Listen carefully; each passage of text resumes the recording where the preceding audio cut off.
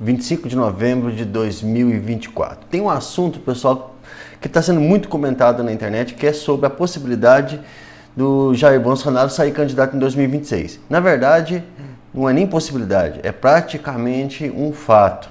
E isso já foi aplicado na época do Lula e depois ele não pôde ser candidato e quem foi candidato foi o Lula. Parece muito estranho? Parece muito estranho. Mas dá só uma olhada nessa reportagem.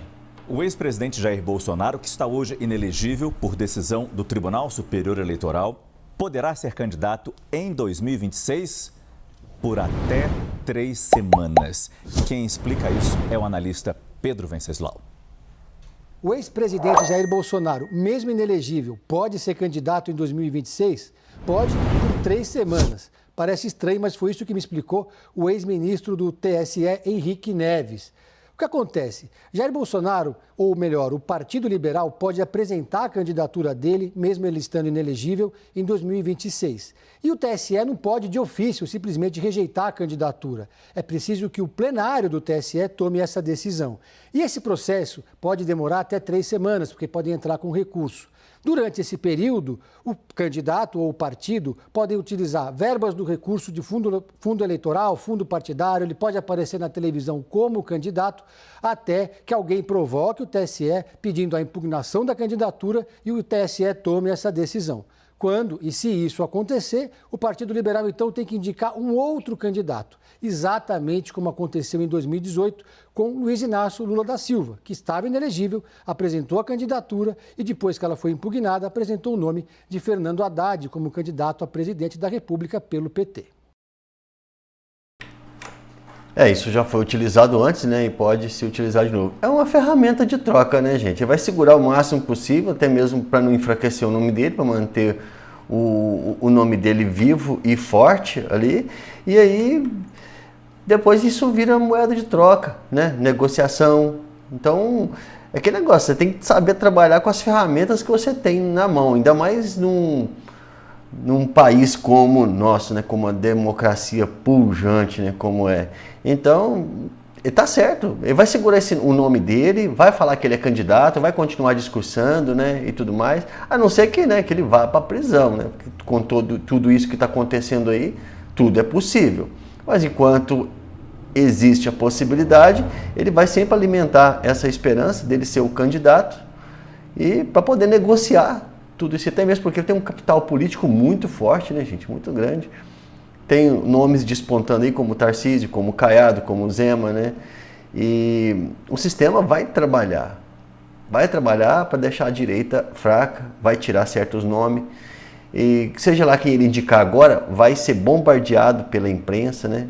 Vai ser muito atacado pela imprensa e o sistema vai cair marretando em cima. Então, é melhor ele manter o foco nele, que já está sendo atacado mesmo, manter o foco nele e vai levando isso, se candidata, mas já, né, com uma estratégia em vista, né? Mas tem gente aí que diz que ele tem uma carta na manga e que ele vai sim sair candidato. Agora eu não sei que carta na manga é essa, porque é imprevisível com tanta coisa que está acontecendo aí, essas denúncias e tudo mais, então é praticamente imprevisível. Agora, pessoal, eu sei que tá chato, né? Já tá cansativo, já ouvi falar sobre o indiciamento do Bolsonaro e dessas pessoas que estão ao redor dele, mas eu vi uma matéria, eu achei bem interessante e eu resolvi trazer para vocês.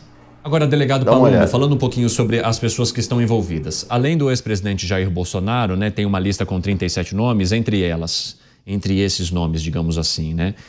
O presidente do PL, o partido do presidente Jair Bolsonaro, Valdemar Costa Neto, tem também o ex-ministro-chefe do Gabinete de Segurança Institucional, Augusto Heleno, a gente está falando de Alexandre Ramagem, e aí nessa tela aparecem vários desses rostos, né? Então, Alexandre Ramagem ali, o ex-ministro Anderson Torres, o general Augusto Heleno, Felipe Martins, que foi assessor na época, Jair Messias Bolsonaro, Paulo Figueiredo, Braga Neto, Valdemar Costa Neto, Mauro Cid e Mário Fernandes.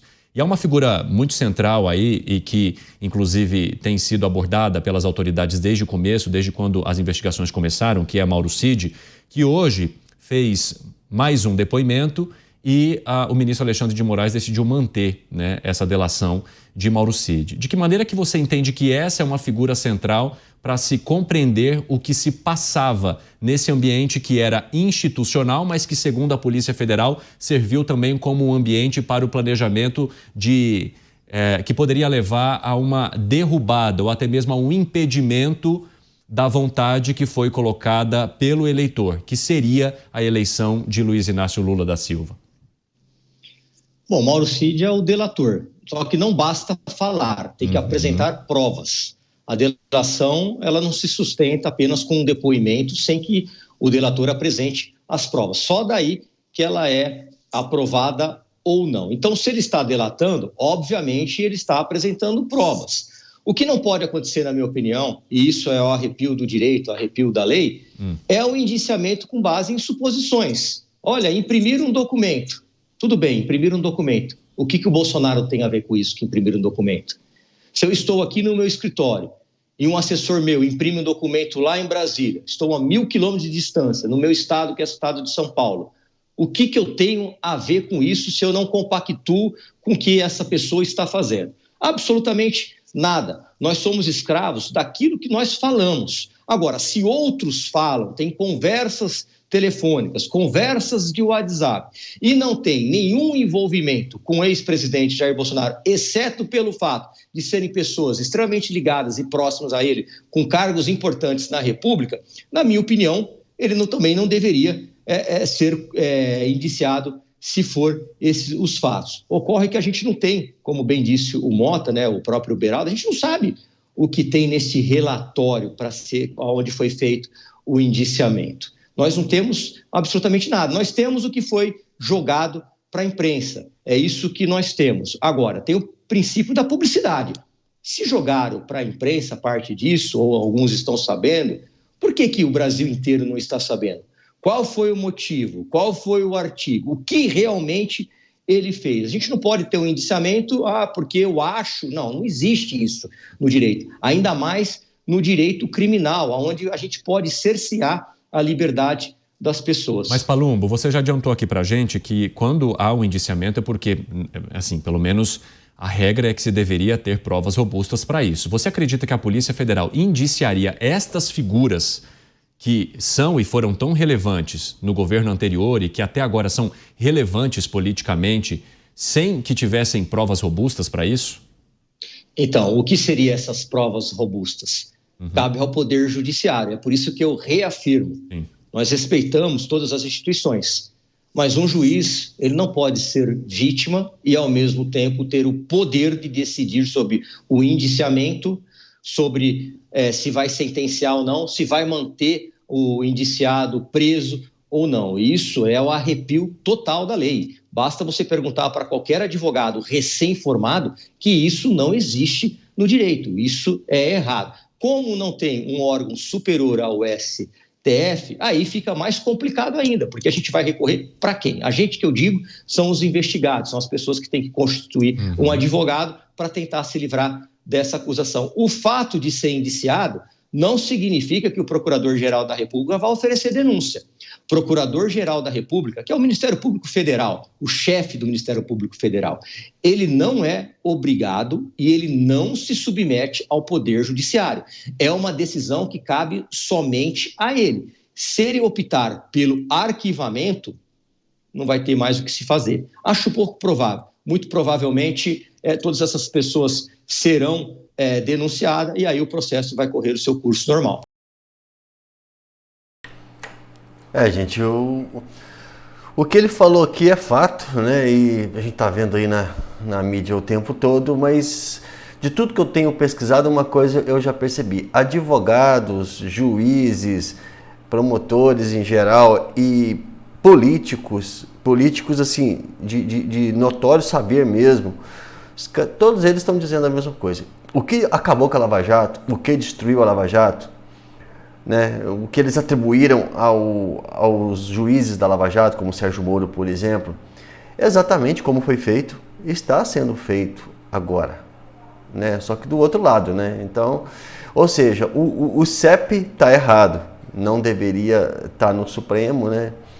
e quem está envolvido no caso não pode investigar, não pode julgar, porque é a vítima, né? Não tem como a possibilidade, não existe a possibilidade jurídica da vítima investigar o criminoso, não tem como isso.